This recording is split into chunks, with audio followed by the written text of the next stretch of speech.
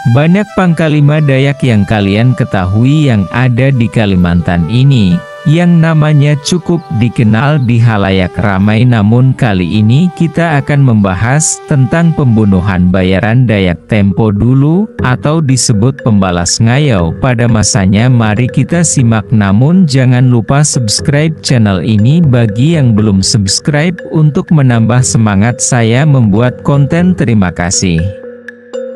Yuk kita mulai. Lahir dari pasangan Temenggung Sanum dan Dayang Seranik di Kampung Tanjung Lupun, Kalimantan Barat, pada tahun 1800-an, Lantang Sani terlahir dengan gigi taring yang sudah tumbuh, yang membuat ia beda dari anak lainnya, dan saat melahirkannya ibunya yaitu Dayang Seranik pun meninggal akibat pendarahan yang terus-menerus, sehingga membuat duka yang mendalam bagi keluarganya. Lantang Sani pun hanya dibesarkan oleh ayahnya seorang diri. Ayah Lantang Sani adalah seorang yang cukup dikenal masyarakat sekitar, karena memiliki ilmu yang cukup tinggi. Yang paling terkenal adalah ilmu pengobatannya. Sehingga, banyak orang yang datang dari sekitar desa bahkan perdalaman, rela datang menemuinya hanya untuk berobat. Walaupun demikian, Lantang Sani dan ayahnya memiliki watak yang sangat bertolak belakang. Temenggung Sanum adalah pribadi yang ramah dan tegas, sedangkan Lantang Sani adalah pribadi yang keras kepala dan tertutup. Meskipun Temenggung Sanum adalah seseorang yang ramah, namun ia mendidik Lantang Sani dengan disiplin dan keras.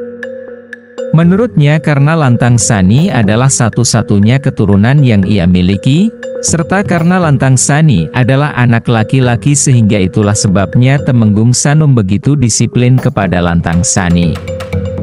Dari kecil Lantang Sani sudah banyak diajarkan berbagai ilmu oleh ayahnya. Mulai dari ilmu pengobatan, ilmu bela diri, hingga ilmu mistis, yaitu ilmu kanuragan. Ilmu ini adalah ilmu yang memiliki kekuatan magis yang tinggi, apalagi jika dituntut terus-menerus bisa membuat seorang menjadi gila karena begitu besar kekuatannya. Lantang Sani tidak terlalu menyukai ilmu pengobatan seperti ayahnya, sehingga ia hanya bermain-main saat ayahnya mengajarinya berbagai hal tentang pengobatan. Seperti ritual pengobatan, bahan-bahan pengobatan, bahkan sampai tumbuh-tumbuhan yang beracun pun dipelajari oleh Lantang Sani. Beranjak dewasa, Lantang Sani pun mulai tumbuh menjadi anak yang gagah perkasa. Ia juga sudah mahir dalam berbagai ilmu yang sudah ia pelajari sedari kecil. Namun Lantang Sani semakin ambisius dalam menganut ilmu kanuragan yang ia miliki.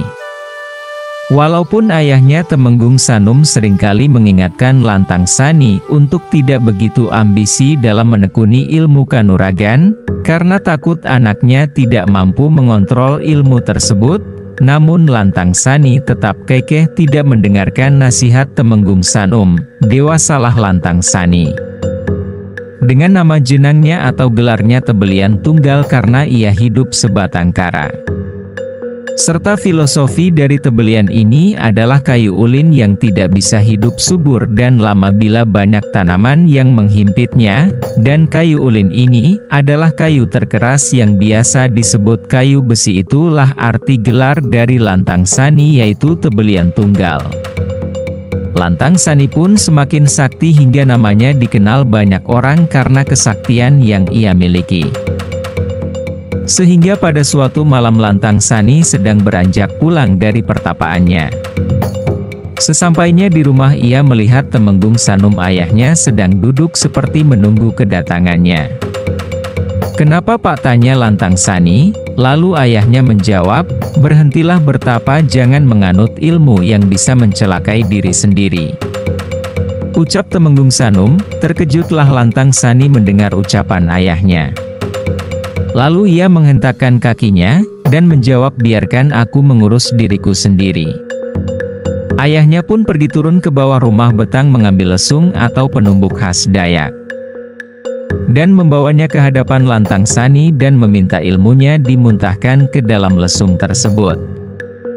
Namun, Lantang Sani menjadi marah karena kelakuan ayahnya Temenggung Sanum. Karena amarah tersebut tidak sadarlah Lantang Sani membangkitkan ilmu yang dianutnya, karena sedang dikontrol oleh ilmu hitam. Tanpa sadar Lantang Sani menyerang ayahnya sendiri dengan kesaktiannya kalahlah Temenggung Sanum yang mati terpenggal lehernya oleh anaknya sendiri yaitu Lantang Sani. Setelah tersadar dari peristiwa tersebut, Lantang Sani pun terkejut melihat ayahnya Temenggung Sanum yang sudah mati dengan nahas oleh dirinya sendiri. Sehingga frustasilah Lantang Sani karena kejadian tersebut.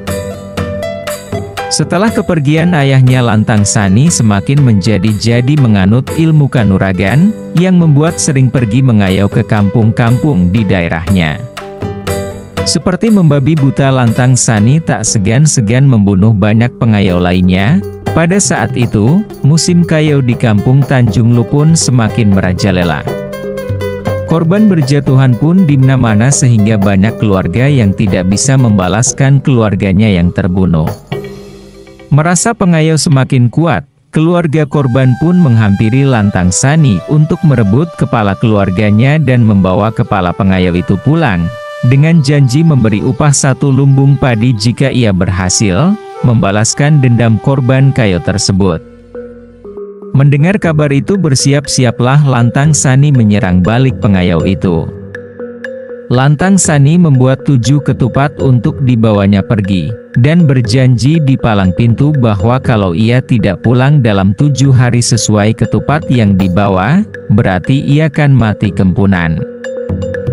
Dengan ilmu sakti yang ia miliki dan emosi yang membara, Lantang Sani tidak hanya membunuh para pengayau itu, namun ia juga membunuh semua yang bergelar dan petinggi di kampung asal pengayau tersebut, serta mencabut gigi taring dari orang yang ia bunuh sebagai hiasan penyang di mandau miliknya. Inilah yang membuat kampung-kampung sekitarnya takut mendengar kabar keganasan Lantang Sani. Karena semakin dielu-elukan oleh banyak orang di kampung Tanjung Lu pun serta digelar adat sebagai pejuang. Ini yang membuat Lantang Sani semakin menjadi-jadi, dan keganasannya sudah sampai kemana-mana. Yang membuat pengayau berhenti mengayau, dan menyusun strategi untuk membunuhnya.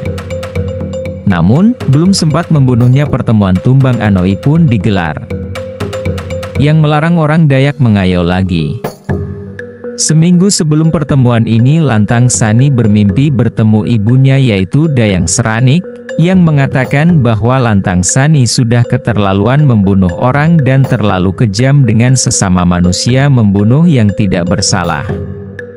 Kau harus menebusnya dengan masuki lubang gua sampai ke tempat tersempit, sampai engkau mati di dalamnya dan mayat mu tidak kembali ke tanah dan membeku menjadi batu. Terbangunlah Lantang Sani, ia menangis menyesali perbuatan keji yang ia lakukan, dan mengingat kembali kesalahannya memenggal ayahnya sendiri. Sehingga ia mengikuti petuah ibunya dan membunuh dirinya. Namun, ada juga versi lainnya menyebutkan bahwa ia bertapa di dalam lubang batu. Ada juga kisah yang menyebutkan ia masih muncul saat membantu Apang Semangai menumpas penjajah di Melawi. Namun, tidak ada yang tahu pasti di mana keberadaannya dan apa kisahnya.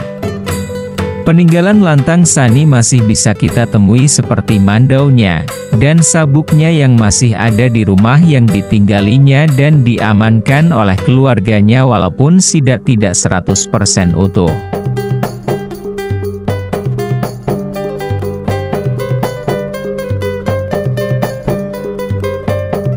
Inilah cerita Lantang Sani atau disebut Tebelian Tunggal. Terima kasih, jangan lupa subscribe, like, and share video saya.